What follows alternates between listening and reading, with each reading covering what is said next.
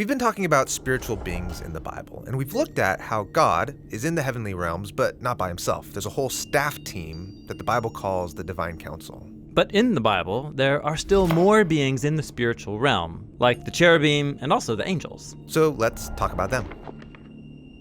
Okay, first, the cherubim. These are chubby little babies with wings, right? No, you gotta get that image out of your head. Cherubim, or in Hebrew, cheruvim, they're way more fascinating.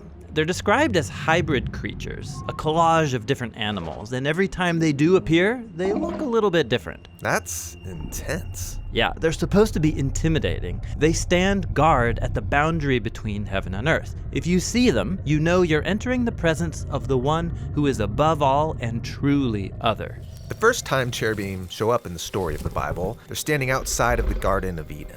Right, the garden is God's temple residence, and so he places these spiritual bodyguards at the entrance so that the rebel humans can't get back in and ruin everything. But the biblical story is about how God wants us back in his presence. Yes, exactly.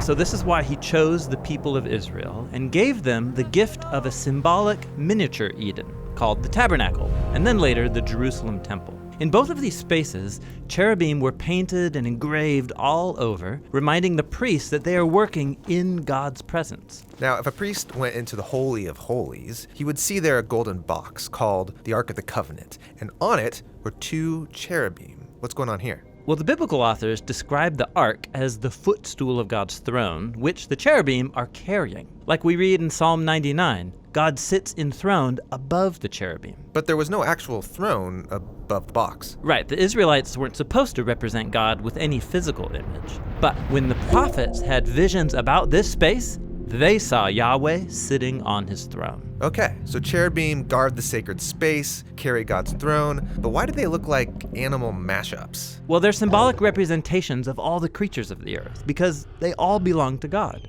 This is why in Isaiah's vision, all of the creatures are singing, everything that fills the earth is God's glory. Like a choir. Yeah, through the cherubim, all creation offers praise to its maker. Great, that's the cherubim. Now let's talk about angels. I'm way more familiar with them, human-like figures with feathery wings. No, wait, stop. Angels in the Bible don't have wings. What? No wings? No angel wings. In fact, angels are often mistaken for people because they look like us, just a bit more impressive. But the cherubim have wings. Yeah, and the angels are different because they have a different purpose. Okay, which is? Well, humans can't just march into God's realm, so God will reach out to us, and he often does so through these spiritual ambassadors. So angels are like spiritual messengers. Yeah, in fact, that's what the word angel means, a messenger. Right, this happens a lot in the Bible, like the angel who tells Mary she's pregnant with Jesus. Yeah, and then the other main role of angels is to perform missions on God's behalf. Sometimes they rescue people from danger, like when Peter is released from prison.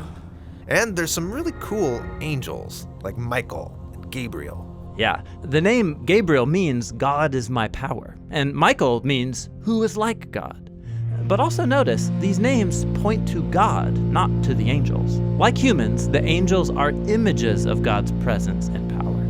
But still, how cool would it be to meet an angel? Yeah, and maybe you will, and maybe you already have. But no one in the Bible is ever encouraged to go looking for angels, and when angels do show up, people are usually puzzled or freaked out. So, angels are really awesome, but they play a supporting role in the Bible. Yes, because God's ultimate purpose is to bring humans back into his presence in a reunited heaven and earth. And in the meantime, he uses angels to guide and to serve his people.